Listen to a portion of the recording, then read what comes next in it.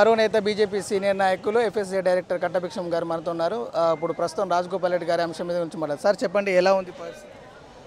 రాజగోపాల్ రెడ్డి గారు మా నియోజకవర్గం ప్రజల అభివృద్ధి కొరకు రాజీనామా చేశారు.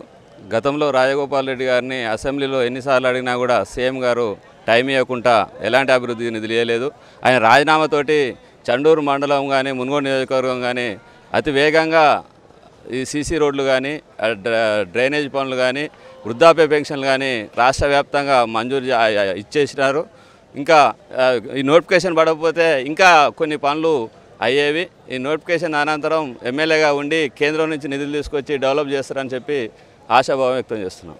అధికార పార్టీ పనులు చేయలేదు, గతంలో చేయలేదు. రాజగోపాల్ రెడ్డి రాజీనామా వల్లనే అభివృద్ధి. రాజగోపాల్ రెడ్డి రాజీనామా వల్ల ఏమైనా అభివృద్ధి కార్యక్రమాలు జరిగాయండి. మున్సిపల్లో దగ్గర 10 కోట్ల రూపాయల సీసీ రోడ్లు వేశారు. ఇప్పుడు కష్టాల్లో కానీ చిన్న చిన్న పల్లెటూళ్ళల్లో కానీ అభివృద్ధి నిధులు అయినాయి. వృద్ధాప్య పెన్షన్లు మాత్రం గతంలో ఒక నెల రోజులకు భర్త చనిపోతే వితంతులకు పెన్షన్ వచ్చేది. ఇంతవరకు పెన్షన్ రాకపోతే ఒకటేసారి 10 లక్షల పెన్షన్లు మంజూరు చేసినారు. అది రాజగోపాల్ రెడ్డి గారి పుణ్యమే. వారి అకౌంట్లోనే పడుతుందని చెప్పి తెలియజేస్తున్నాం. జనాల్లో ఇప్పుడు కోమటిరెడ్డి రాజగోపాల్ రెడ్డి కాంగ్రెస్ రాజీనామా చేసిన తర్వాత ఇప్పుడు బీజేపీలు ఇచ్చారు. ఎలా ఉంది ప్రభావం? ప్రచారంలో భాగంగా ఎలా ముందుకెళ్తున్నారు? ఇప్పుడు రాజగోపాల్ రెడ్డి అంటే ఆయన ఒక పార్టీకి సంబంధించిన వ్యవహారం కాదు, ఆయన ఒక శక్తి. ఆ శక్తి ఏమంటే ప్రజలంతా ఉన్నారు.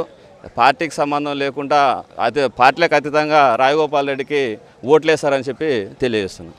ఎలాంటి పరిస్థితులైనా కూడా రాజగోపాల్ రెడ్డి ఒక పార్టీ పరంగా కానీ ఒక వ్యక్తిగతంగా తనకంటూ ప్రత్యేకమైన బ్రాండ్ ఉంది. ఆ మనిషిని చూస్తేనే 10 మందికి సాయం చేసే వ్యక్తి కాబట్టి 50,000 మెజార్టీతో పాటు ఆయన ఏకగ్రీవంగా భారీ మెజార్టీతో గెలుస్తారని కూడా ఈ సందర్భంగా బీజేపీ సీనియర్ నాయకులు, అటు నాయకులు, కార్యకర్తలు పెద్ద ఎత్తున చెప్తున్నారు. కెమెరామెన్ మహేష్తో మహేష్ చండూర్.